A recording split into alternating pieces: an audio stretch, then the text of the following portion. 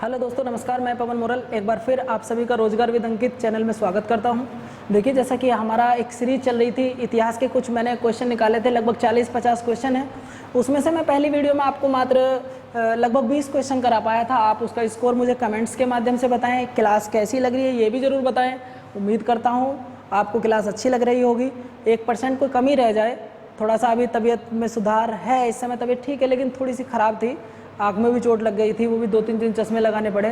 कोई भी आपको अगर सजेशन देना हो, क्लास के बारे में बताना हो, क्लास कैसी लग रही है, और कोई सुझाव देना हो आपको, तो आप कमेंट्स के माध्यम से बता सकते हैं। मान के चलो आपका छोटा भाई या बड़ा भाई यहाँ पे पढ़ा रहा है, बिल्कुल कोई हेजिटेशन नहीं।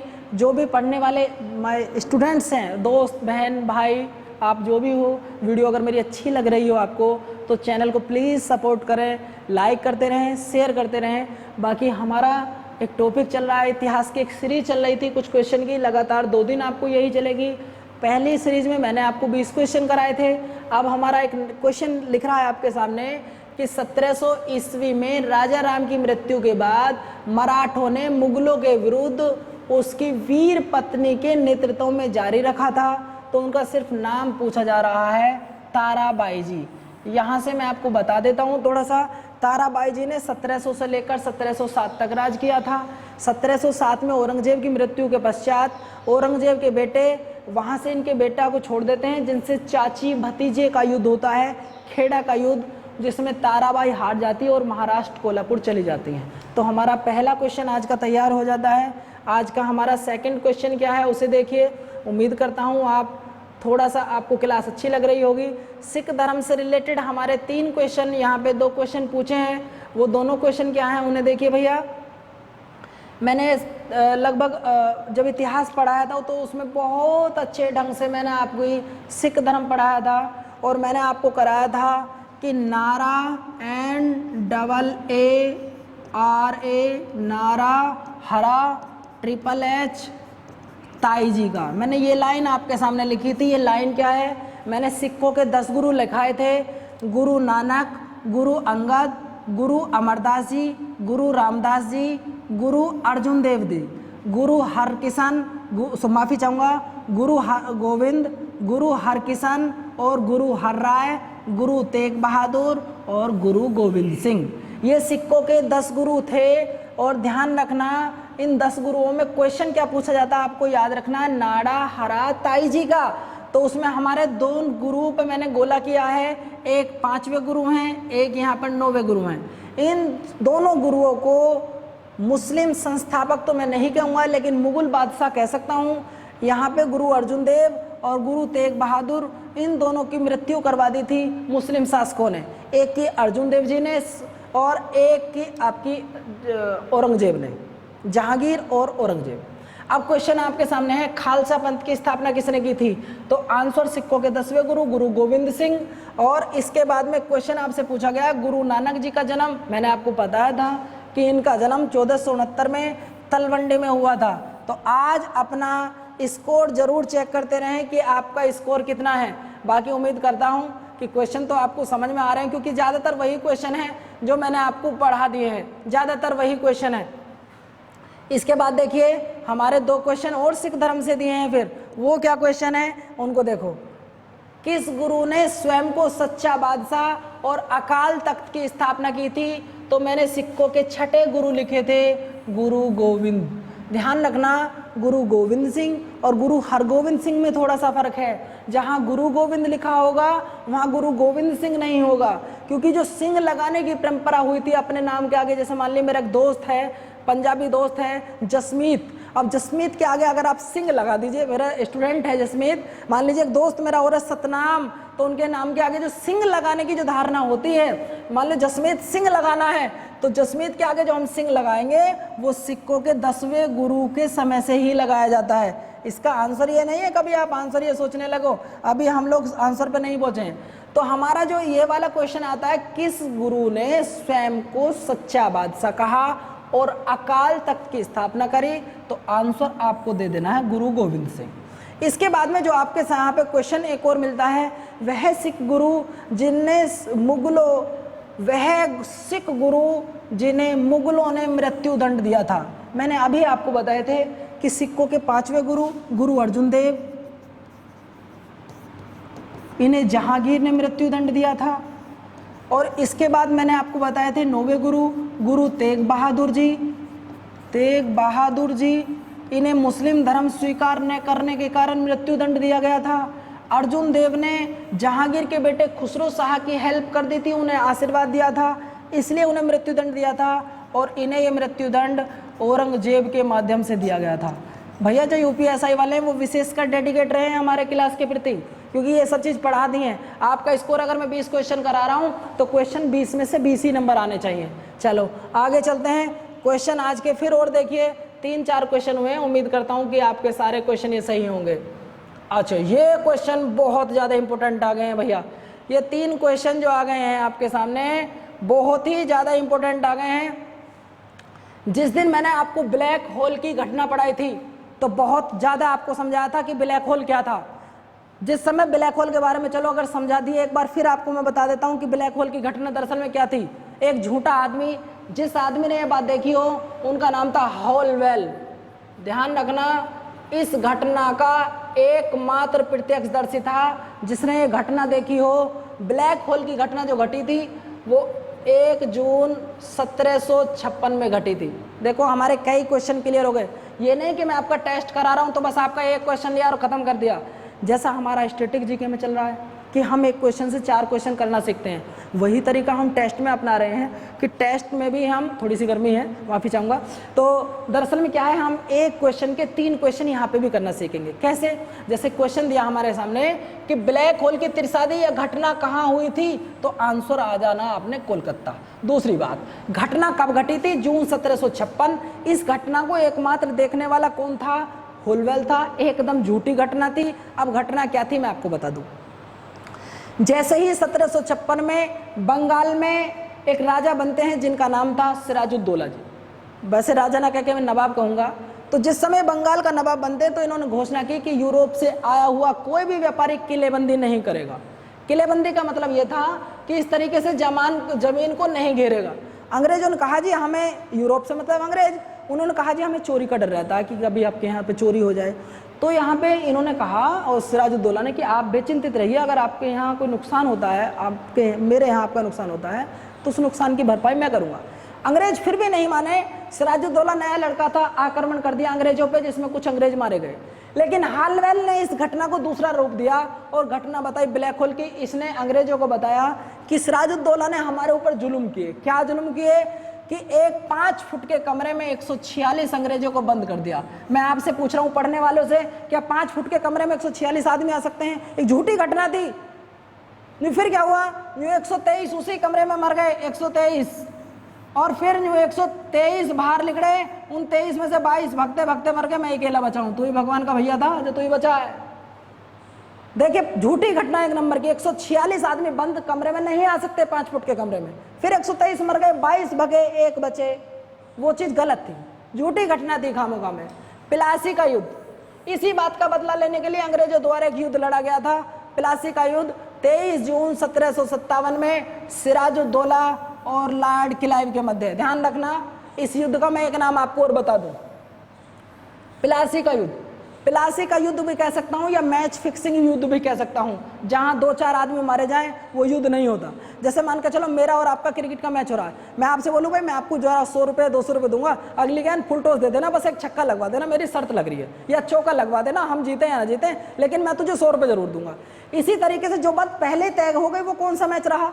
जब इस युद्ध का निष्कर्ष पहले ही हो चुका था, क्योंकि जो मीर जाफर इसका सेनापति था, मीर जाफर से सेटिंग पहले ही हो चुकी थी। किसकी? रॉबर्ट क्लाइव की, कि हम तो आपको बंगाल का नवाब बना देंगे, बंगाल आपको सौंप देंगे, बस हमें तो कौन चाहिए? सिराजुद्दौला चाहिए।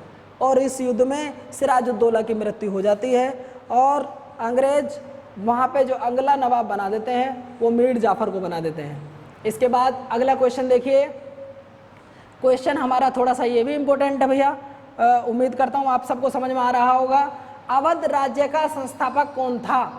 तो अवध वर्तमान समय में लखनऊ, जिसे नवाबों का शहर कहा जाता है, इसकी स्थापना, आपको टाइम दे रहा हूँ, करके बताइए इसका आंसर क्या होना चाहिए आपके हिसाब से, और सभी अपना स्कोर जरूर बताएं। तो इसका जो आंसर है वो शहादत खां जी है।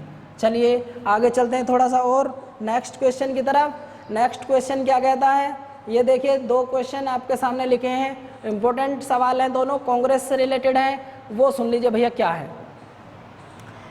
भारतीय राष्ट्रीय कांग्रेस का पहला अंग्रेज अध्यक्ष कौन था? देखिए जिस समय मैंने आपको कांग्रेस पढ़ाई थी, कांग्रेस का पहला हिंदू अध्यक्ष WC बनर्जी, कांग्रेस का पहला मुस्लिम अध्यक्ष बदरुद्दीन तैयब जी, कांग्रेस का पहला ईसाई अध्यक्ष या अंग्रेज अध्यक्ष जॉर्ज यूल, पारसी अध्यक्ष दादा भाई नौरोजी। ये 4 अध्यक्ष मैंने आपको बताए थे और इन दोनों क्वेश्चनों में बिल्कुल सेम टू सेम वही क्वेश्चन पूछे गए हैं।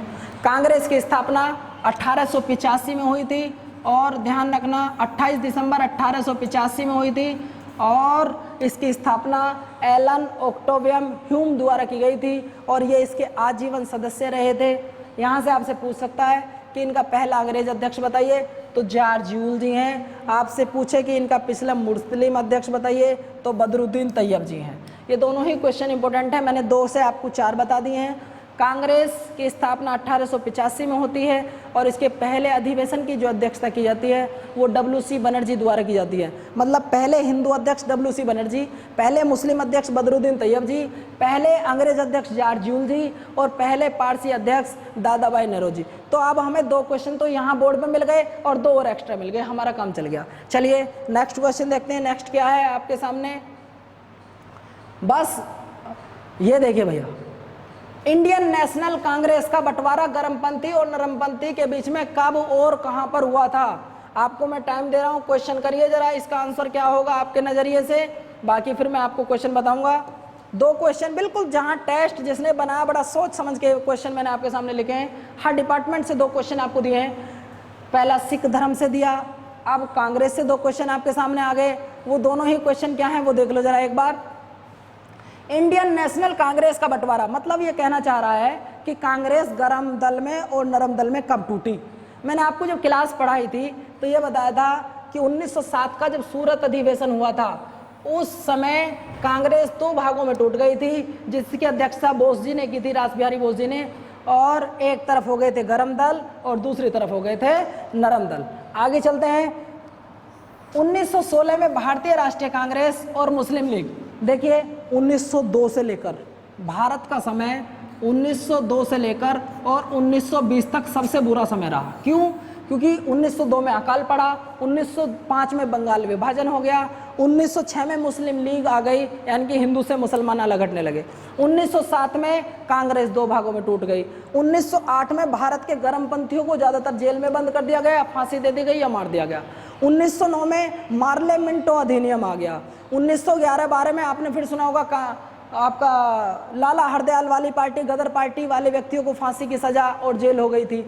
इसके बाद में 13 अप्रैल 1919 जलियांवाला बाग हत्याकांड हुआ है, रोल एक्ट आया है, यानी कि प्रथम विश्व युद्ध शुरू हो गया। बहुत सारी घटनाएं रही, अर्थात भारत का जो सबसे बुरा समय रहा है वो 1902 से लेकर 1920 तक रहा है। तो क्वेश्चन आपसे ये पूछेगा कि 1902 के बाद 1907 के बाद में जो कि मुस्लिम लीग अलग थी जिसकी स्थापना 1906 में रही, वो कांग्रेस के साथ में नहीं थी। 1907 के बाद में या 1906 के बाद में जो कांग्रेस के गर्म दल के और नरम दल के लोग एक हुए वो 1916 लखनऊ अधिवेशन था वो, और ये भी ध्यान रखना उसमें मुस्लिम लीग भी इनके साथ में जुड़ गई थी। तो अब आप देखिए आपका आंसर पहले का 1907 और दूसरे का जो आंसर आ जाता है हमारा वो आंसर हमारा 1907 और यह हमारा लखनऊ अधिवेशन। अपने क्वेश्चन मैच करते रहें, आंसर बताते रहें कि आपका स्कोर क्या चल रहा है। चलो भैया, ये क्वेश्चन बहुत ज़्यादा इंपॉर्टेंट है, वो क्या है देख लो जरा एक बार। निम्नलिखित में से किसने मुजफ्फरपुर के न्यायाधीश किंग्सफोर्ड की गाड़ी पर बम फेंका था? तो आंसर मैं आपको बता दूं, खुदीराम बोस और प्रफुल्ल चाकी जी ने फेंका था। अरविंद घोष होना चाहिए था, वैसे बोस लिख दिया यहाँ पे। अरविंद घोष को किस मामले में गिरफ्तार किया गया था? तो अलीपुर बम मामला हुआ था। अब इन दोनों को थोड़ा सा समझा दूं भैया क्या थे ये। मुजफ्फरपुर के न्यायाधीश थे जिनका नाम था किंग्सफोर्ड। किंग्सफोर्ड ने एक फैसला सुनाया जो भारतीय लोगों के विपक्ष में था, तो इन्हें मारने के लिए 2 बंदे तैयार किए गए। एक का नाम खुदीराम बोस था, एक का नाम था प्रफुल्ल चाकी। अब मान के चलो मेरा नाम पवन मोरल है, मैं पवन मोरल, और मैं इस समय रोजगार कोचिंग सेंटर में पढ़ा रहा हूँ या रोजगार विद अंकित पे पढ़ा रहा हूँ। मैं यहाँ 6 बजे आया, यहाँ से 9 बजे मुझे जाना है। मान लो मेरी किसी से दुश्मनी थी और वो मुझे इस समय कुछ हानि पहुँचाना चाह रहा है, तो वो डायरेक्टली पहले ही दिन हानि नहीं पहुँचाएगा। पहले वो सोचेगा गुरुजी किस दिन आते हैं, किस दिन जाते हैं, किस टाइम आते हैं, किस टाइम जाते हैं। अब होता क्या है, उस दिन मुझे कोचिंग में अंकित भाई ने रोक लिया, मुझे कोचिंग में थोड़ा सा टाइम लग गया और मेरे 3 मिलने वाले आ गए और मैंने कहा भाई आप एक काम करो, मेरी गाड़ी ले जाओ, तुम इतना घर चलो, मैं तो कल ले आऊँगा। तो मेरी गाड़ी लेके वो तीनों जा रहे थे और उस दिन वो आदमी बम लेकर तैयार बैठे, तो उन्होंने अब मेरी जी के दूसरे आदमी पे बम गिर दिया, उन तीनों की मृत्यु हो गई। बम किस किस ने गिरा था? खुदीराम बोस और प्रफुल्ल चाकी। खुदीराम बोस उस समय महज 15 वर्ष के थे और प्रफुल्ल चाकी उस समय 18 साल के थे। बम फेंकने के बाद खुदीराम बोस भागे शहर की तरफ और ये भागे रेलवे स्टेशन की तरफ। तो खुदीराम बोस जी को पकड़ लिया गया और इन्हें फांसी दे दी गई। क्वेश्चन पूछा जाता है कि भारत में सबसे कम उम्र के लड़के को फांसी किसे दी गई, तो आंसर खुदीराम बोस आता है, 15 साल।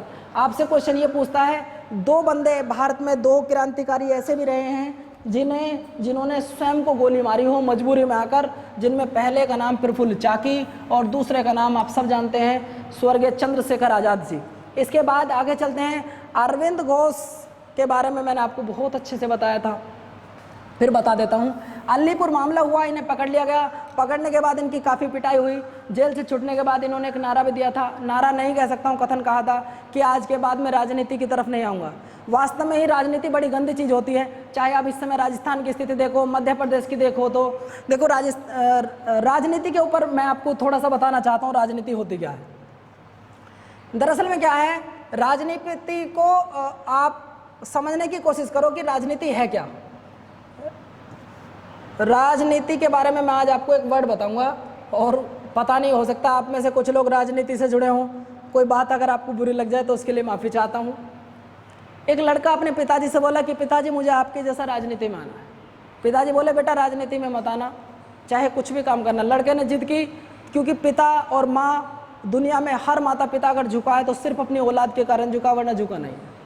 लड़के की ज़्यादा जिद के कारण होता क्या है, पिताजी मान जाते हैं, कहते चल ठीक है तू राजनीति में आ जा, एक काम कर मैं तुझे आज सिखाता हूँ राजनीति क्या है। हमारा मकान 4th फ्लोर है, तो एक काम कर सबसे ऊपर खड़ा हो जा। जो पिताजी क्यों जो खड़ा हो जा, राजनीति सिखा रहा हूँ। जब लड़का ऊपर खड़ा हुआ तो नीचे गद्दे बिछवा दिए। जो बेटा जब मैं कहूँ जब कूदना है, जैसे ही बेटे को कूदना कहा तो गद्दे हटवा लिए, बेटा की दोनों टांग टूट गई। जो पिताजी यूँ कहा, यूँ राजनीति है, राजनीति में अपने बाप पे विश्वास मत करना। तो इसलिए राजनीति कुछ लोग अच्छे भी हैं और कुछ लोग आप सब जानते हो बुरे भी हैं। तो बहरहाल हमारा टॉपिक आज चल रहा था, महात्मा गांधी जी का राजनीतिक गुरु कौन थे। तो ये बात ध्यान से सुनिए, आंसर गोपाल कृष्ण गोखले जी आते हैं। क्यों? जिस समय भारत के क्रांतिकारियों को या तो मार दिया गया या जेल में बंद कर दिया गया, तो ऐसी स्थिति में आंदोलन बंद ना हो जाए, तो ये गर्म दल के व्यक्ति नहीं थे, नरम दल के थे। इन्होंने एक छोटा सा संस्था बनाई जिसका नाम था सर्वेंटस सोसाइटी ऑफ इंडिया। देखिए मुझे जीएस जो याद हुई है, कोई ऐसे नहीं कि एकदम रट्टा मारा और याद हो गए। मैंने बड़ी तपस्या की है, बड़ी मेहनत करी है। अगर आप भी याद करना चाहो तो जीएस मेरे से भी अच्छी कर सकते हो, याद कर सकते हो। थोड़ा सा कोऑपरेट कीजिए, सपोर्ट कीजिए, उम्मीद करता हूँ आपकी बहुत अच्छी जीएस हो जाएगी यार। गोपाल कृष्ण जी मिलने के लिए साउथ अफ्रीका जाते हैं, किससे? गांधी जी से। और वहां जाके कहते हैं गांधी जी बहुत ज़्यादा प्रॉब्लम हो चुकी है, आप इंडिया चलिए, क्योंकि उस समय पूरा नाम हो चुका था गांधी जी का। लेकिन गांधी जी आने से मना कर देते हैं, लेकिन इनकी बातों से इतने प्रभावित होते हैं, वहीं पर इन्हें अपना राजनीतिक गुरु मान लेते हैं। और राजनीतिक गुरु मानने के बाद में इन्हें भारत आते हैं और भारत आने के बाद ये सर्वेंटस सोसाइटी ऑफ इंडिया की स्थापना करते हैं। अगला क्वेश्चन, गांधी जी की अध्यक्षता में एकमात्र अखिल भारतीय कांग्रेस का आयोजन कहाँ हुआ था? देखिए सुन लीजिए, कहना ये चाह रहे हैं कि गांधी जी ने किस अधिवेशन की अध्यक्षता की कांग्रेस की, तो ध्यान रखना वो 1924 का बेलगाम अधिवेशन था। और बेलगाम जो पड़ता है आपका कर्नाटक में पड़ता है। उम्मीद करता हूँ आपके ज़्यादातर क्वेश्चन सही जा रहे होंगे। इसका आंसर ये है। आगे चलते हैं थोड़े से, और ये क्वेश्चन देख लीजिए, ये भी रह गया आपका। क्या क्वेश्चन है भैया? गुजरात में साबरमती आश्रम की स्थापना गांधी जी ने कब की थी? थोड़ा सा क्वेश्चन कट गया, मैं बोल दे रहा हूं आपके लिए। गुजरात में साबरमती आश्रम की स्थापना गांधी जी ने कब की थी? तो ध्यान रखना, गांधी जी अफ्रीका से 1915 में वापस आ जाते हैं और कांग्रेस पूरा जोर लगाती है कि गांधी जी हमारी तरफ आ जाएं, हमारी पार्टी में सहयोग करें, पार्टी का सदस्य बने। लेकिन गांधी जी के बाद पूरे भारत का दौरा करते हैं और 1916 में अहमदाबाद जाकर एक आश्रम बनाते हैं साबरमती नदी के किनारे, 1916 में नाम रखा जाता है साबरमती। तो आपका ये भी आंसर सही होगा उम्मीद करता हूँ। आगे चलते हैं भैया, देखते रहो आज आपके क्वेश्चन कितने ठीक हैं कितने गलत हैं। एक क्वेश्चन गांधी जी पे बहुत सारे क्वेश्चन हो गए, चलो फिर भी देखते हैं। करेंगे या मरेंगे, अर्थात कह सकते हैं करो या मरो का नारा गांधी जी ने कब दिया था? तो ये ध्यान रखना, आप इसका सही आंसर दे सकते हैं, स्क्रीनशॉट ले सकते हैं, वीडियो को पॉज कर सकते हैं, लेकिन ये जरूर बताएंगे कि आज आपका स्कोर क्या रहा। तो भारत छोड़ो आंदोलन 1942 में। चलिए इसके बाद में जो हमारा नेक्स्ट क्वेश्चन है, नेक्स्ट क्वेश्चन पे देखिए भैया, थोड़ा सा आपको और समझा दूं, 2-3 क्वेश्चन और बचे हैं बस आज के। किस क्रांतिकारी को लाहौर षड्यंत्र केस में मृत्युदंड की सजा दी गई थी? देखिए लाहौर षड्यंत्र केस में किसे मृत्युदंड दिया गया था? लाहौर हत्याकांड कब हुआ था? यहाँ चीज समझना बहुत जरूरी है। लाहौर हत्याकांड 1929 में जब सैंडर्स को गोली मारी गई थी, तो सैंडर्स को जो गोली मारने वाले थे वो शहीद भगत सिंह और बटू केशवर दत्त जी थे। इसी मामले में ध्यान रखना, इन्हें बम फेंकने में फांसी की सजा नहीं हुई थी, इन्हें सजा जो हुई थी वो लाहौर कांड में हुई थी। भगत सिंह, सुखदेव और राजगुरु तीनों को फांसी दी गई थी। आगे हमारा नेक्स्ट क्वेश्चन आ गया, 213 क्वेश्चन। और क्वेश्चन क्रम तो दूसरा है, खैर 213 नहीं कह सकते हैं, लेकिन फिर भी क्वेश्चन आपसे पूछ रहा कि काकोरी कांड में जेल से फरार होकर फांसी की सजा से बचने वाले एकमात्र व्यक्ति का नाम बताइए। देखिए पहली बात तो ये कि काकोरी ट्रेन डकैती हुई कब? 1925 में हुई। और दूसरी बात ये कि इसमें फांसी किस किस को लगी थी या इसमें कौन कौन थे, मैं आपको बता दूं। अशफाक उल्ला खां, रोशन सिंह, राजेंद्र लाहाड़ी, मैं ये वो नाम बता रहा हूँ जिन्हें इस केस में फांसी दी गई थी। राम प्रसाद बिस्मिल।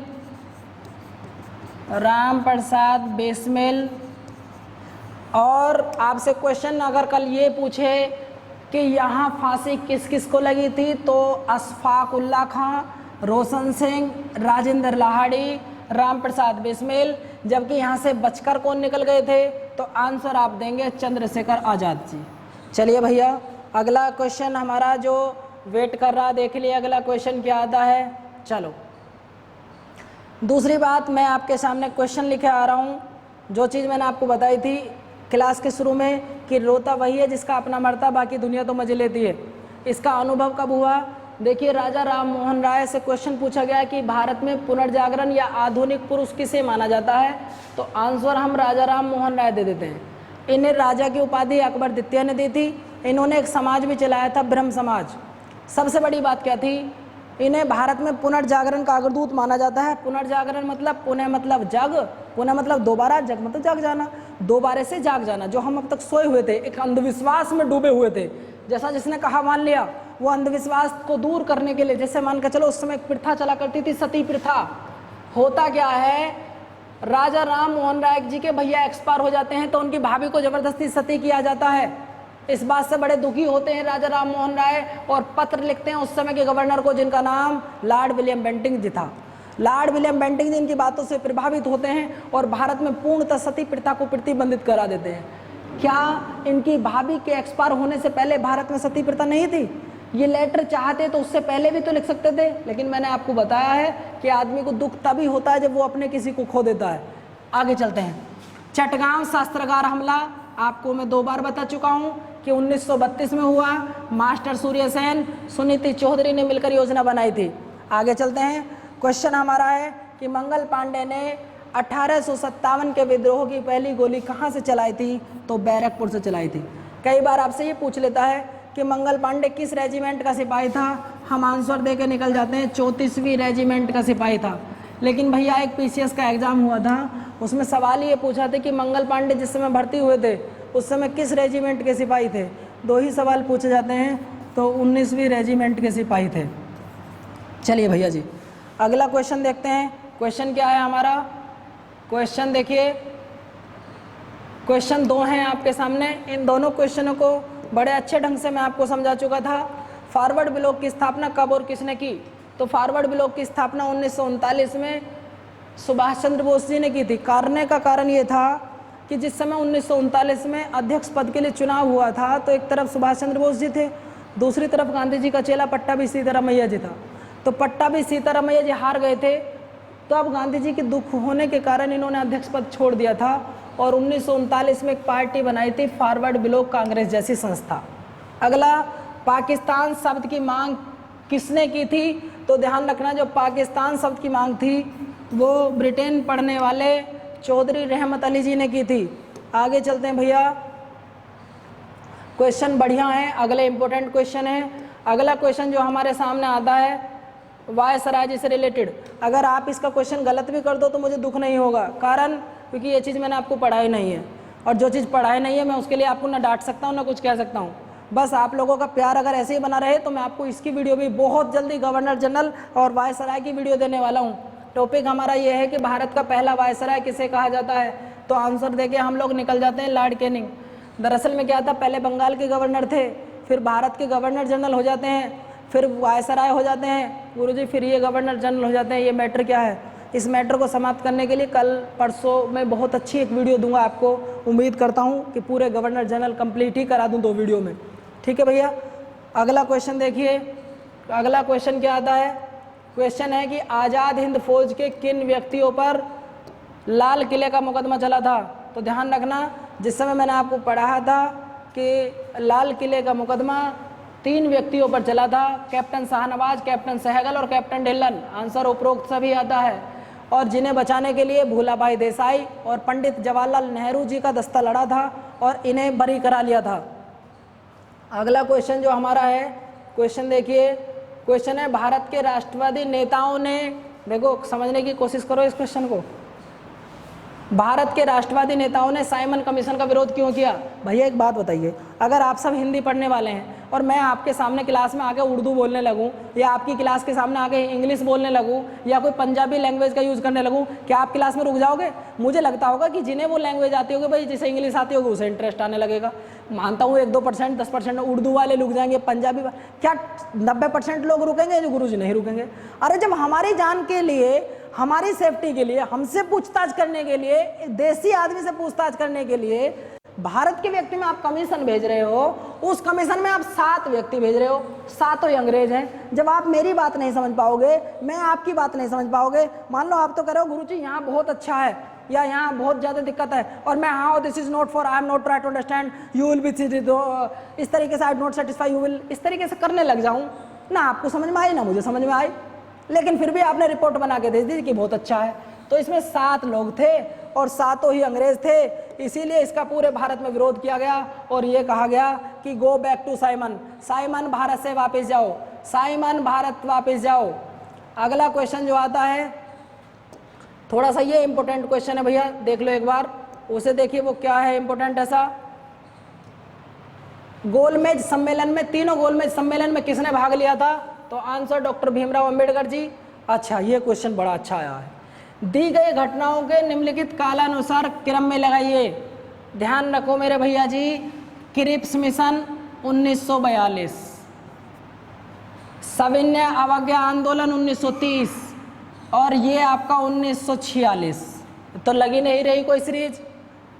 1930, 1942, 1946, वैसे तो मेरी सीरीज यहीं लग गई, लेकिन फिर भी अगर देख लिया जाए 1942, 1946, 1930 नहीं लग पा रही इसमें भी, 1930, 1946, 1942 नहीं लग पा रही, तो कौन सा आंसर सही है? सेकंड सही है भैया जी।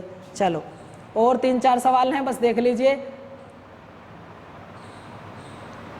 अच्छा क्वेश्चन देखो, थोड़ा सा अच्छा क्वेश्चन है और इम्पोर्टेंट क्वेश्चन है। क्या क्वेश्चन है उसे देख लो जरा एक बार।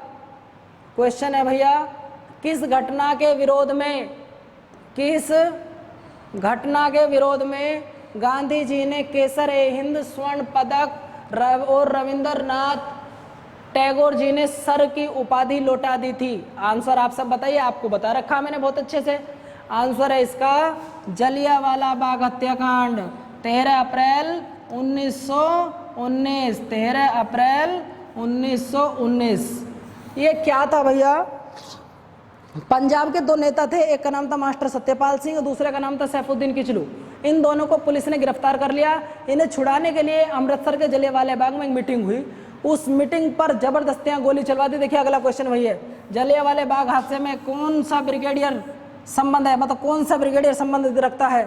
तो ध्यान रखना, जनरल हैरिस नहीं थे, जनरल वेल्सने नहीं थे, इस तरीके से ऑप्शन निकाल लिया करो। जनरल डायर थे जिन्होंने गोली चलाने के आदेश दिए थे। उम्मीद करता हूं आपके ये दोनों क्वेश्चन तो बिल्कुल जरूर ठीक रहे होंगे। चलो तो भैया आज के जो मेरे क्वेश्चन थे वो इतने ही क्वेश्चन थे। आप अपना मुझे स्कोर बताएं, क्लास कैसी लगी ये बताएं। यूपी पुलिस वाले एसआई वाले बिल्कुल चिंता ना करें, ना आईपीसी की चिंता करें, ना सीआरपीसी की चिंता करें, बिल्कुल ऐसे पढ़ाएंगे ग्रामीण लैंग्वेज में, आपको इंटरेस्ट भी आएगा और क्लास अच्छी भी लगेगी। आज की क्लास अच्छी लगी हो तो लाइक शेयर सब्सक्राइब जरूर करें। ठीक है दोस्तों, थैंक यू, धन्यवाद।